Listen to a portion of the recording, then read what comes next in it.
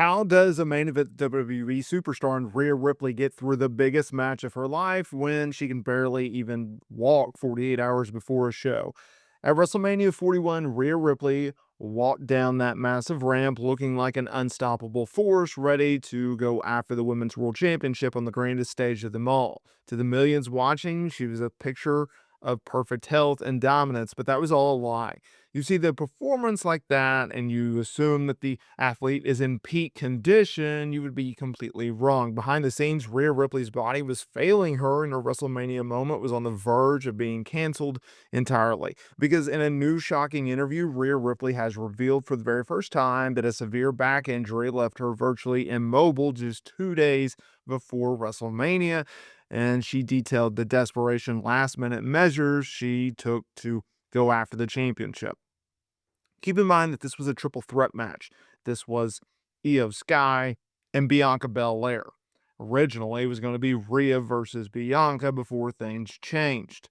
It turns out that the powerhouse star, she was dealing with a very severe back injury, and it was so deliberating that her participation in the biggest show of the year was in serious doubt until the very last minute. Speaking on Insight with Chris Van Vliet, Rhea Ripley opened up about the terrifying experience. She said, WrestleMania 41, I didn't think I was going to be able to compete because my back was just so bad leading up to it. The pain was so intense that she required emergency hands-on treatment just to be able to function. She recounted the desperate measures taken in the 2 days prior to the match. She said, the 2 nights beforehand, I got my masseuse, Matthew, to come up to my room, and I was like, I need you to make sure I can walk tomorrow. And he worked on me on those 2 nights and loosened completely just in time for the match. Now, Rhea admitted that it's an ongoing issue. She has to manage very carefully. She said it gets really bad. It definitely revs up sometimes, and sometimes it's bearable. Acknowledging the grueling schedule and sometimes forgetting the stretches in which can aggravate the problem. Now, this reveal, it sheds new light on the toughness and determination required to perform at such a high main event level. Let's talk about where Rhea Ripley has been in recent months. So she lost the championship to Io Sky on a random episode of Monday Night Raw, derailed their plans, or what we seemingly thought was their plans before they went to the WrestleMania match. Now, Rhea Ripley's world, well, it had to reset because on the Raw immediately following the event, she was brutally encountered in a interesting storyline, right? She went up against Roxanne Perez.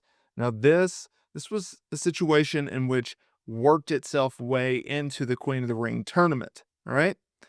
Now, while Rhea did not make it through this tournament, she did get her hands on Raquel Rodriguez because at Night of Champions, Rhea faced her former Judgment Day foe, if you will, right? When she was feuding with Liv Morgan and Dominic Mysterio.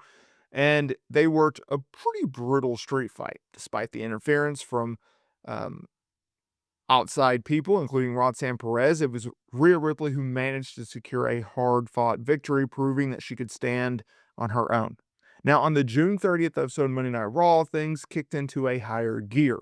Rhea Ripley opened the show to address her future, and during it, she was confronted by Io Sky, our women's world champion, and that set the stage for a championship match at Evolution 2. So Sunday, July 13th, we will see Rhea Ripley go after Io Sky and the women's world champion yet again. If you want to talk about Rhea Ripley's WrestleMania history, think about all of the opponents, all of the moments, all of the big matches in which she's had to get through. Because she's actually crafted an impressive, impactful legacy on the grand stage of them all, with each appearance marking a significant chapter in her career and in the evolution of her career from an NXT standout to a main event cornerstone. You look at WrestleMania 36 in 2020, in her first WrestleMania match, it was Rhea Ripley defending the NXT Women's Championship against that year's Royal Rumble winner, Charlotte Flair, in a unique setting inside of a empty WWE Performance Center due to the global pandemic. Rhea fought violently, but ultimately lost the championship after submitting to the figure 8 leg lock. The following year, she returned to WrestleMania with a vengeance. After an impressive main roster debut, she challenged Asuka for the Raw Women's Championship in front of the first live crowd for WrestleMania in nearly 2 years. Rhea defeated Asuka to capture her first main roster singles title, a massive moment that solidified her as someone to be reckoned with. WrestleMania 38 in 2022, well, she shifted to the tag team division. She partnered with Liv Morgan and they competed in a fatal four-way match for the women's tag team championships, but were unsuccessful in capturing the titles. This marked a period of a very interesting transition for her towards the Judgment Day. Really, it was WrestleMania 39, 2023, a breakout year for Rhea Ripley. This is widely considered Rhea's star-making performance. After winning the Royal Rumble match, she chose to challenge her old rival Charlotte Flair for the SmackDown Women's Championship. In a critically acclaimed, hard-hitting classic, Rhea defeated Flair to win the championship, and getting rid of the demons from her WrestleMania 36 loss to Charlotte Flair and competing in a situation where she went from someone that was a contender to the main event type talent that we all know and love her today. Now, WrestleMania 40 was an interesting year because entering the event as the dominant women's world champion, she defended the championship against that year's Royal Rumble winner in Becky Lynch. In a high-profile opening match on night one, it was Rhea Ripley successfully retaining her championship, continuing her dominant reign before she ultimately had to relinquish it due to a legit injury suffered in a backstage segment with Liv Morgan. So that is Rhea Ripley's WrestleMania history. She is someone who I look at the Monday Night Raw division for the women and I go, okay, is it realistic to say that she can beat Io Sky for the women's championship? I think it's realistic, but I also think that WWE's not going to pull the trigger on that. And I'll tell you why. I think WWE is looking at this as a situation where we're building Io Sky, not necessarily that we're giving Rhea another run as champion type situation.